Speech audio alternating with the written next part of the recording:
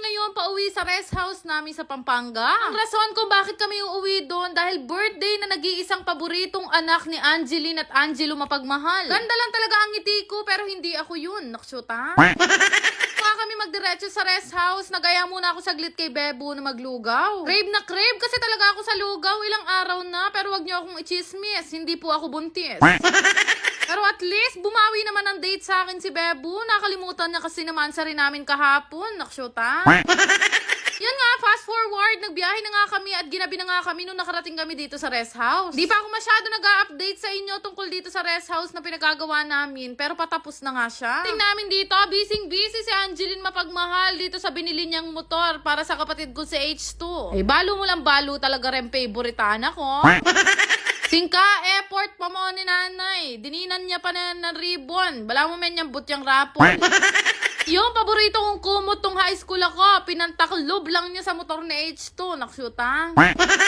Nauna nga daw siya magpunta dito sa rest house para makapag-prepared pa siya. Maya-maya din naman, dumating na nga to si tatay, si H2 at kasama na rin si Ditchi. Ayo guys, naniniwala ba kayo na ang mga bunso talaga ang paboritong anak?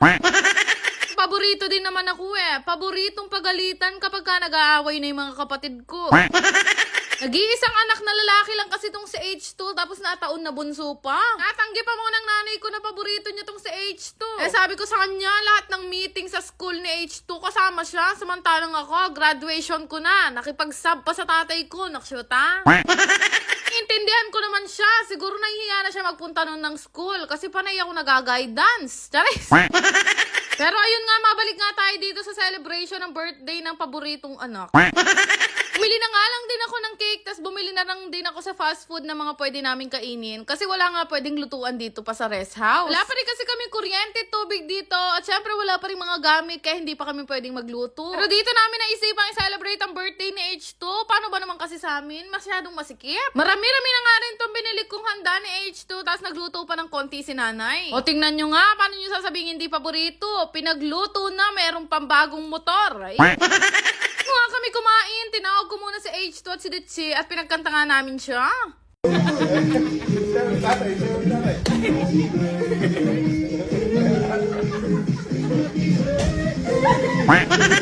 At ngayon lang din namin napagtanto, wala pa pala yung mga bisita namin kaya hindi muna kami sumubo. Kaya maya lang din, nagsadatingan na nga yung family side ni nanay. O pangalawang kanta na nga namin to kay H2, paborito talaga.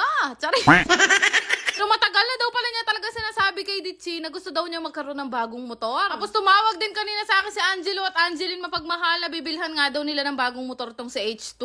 Bago nga kami kumain, pinabukas na namin sa kanya ito regalo na magulang namin. Napakasimple nga lang ng kapatid ko na to, kaya siguro siya ang paborito.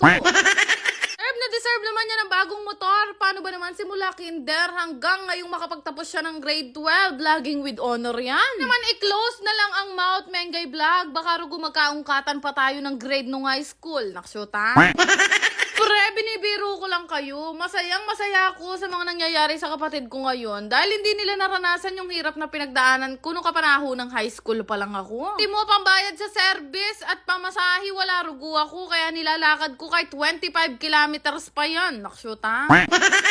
Kasing tatlong magkakapatid, ako talaga yung pinaka naranasan yung mahirap talaga ang buhay. Kaya naman medyo naka-LL na, abay pinagpapasalamat ko yun ng malaki kasi nakakabawi na ako sa sarili ko ngayon. Ayun nga, happy birthday, H2 Daily.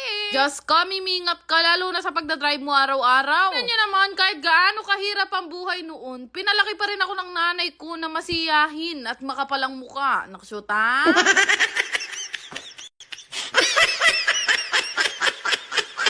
Yan lang naman. Salamat! I-share ko lang sa inyo itong diamond game na pinaglilibangan ko. Mahigpit na ipinagbabawal to sa mga bata at kung wala kang extra, wag mo na din laruin. Sa nga to sa libangan ko at totoong pera ang napapanalunan dito. Maraming mga laro na pwede mong pagpilian dito, kagaya nga to nilalaro kong Super Ace. Minsan nga pindot-pindot lang ako tapos hindi ko namamalayan, ganyan nakalaki yung inaabot. Gusto nyo nga rin subukan to at laruin, maglalagay ako ng link dyan sa may comment section. Laki ba naman na napanalunan ko ngayon? Sige, magbibigay ako ng ayuda sa lahat na magre-register. Pero play responsibly, ah!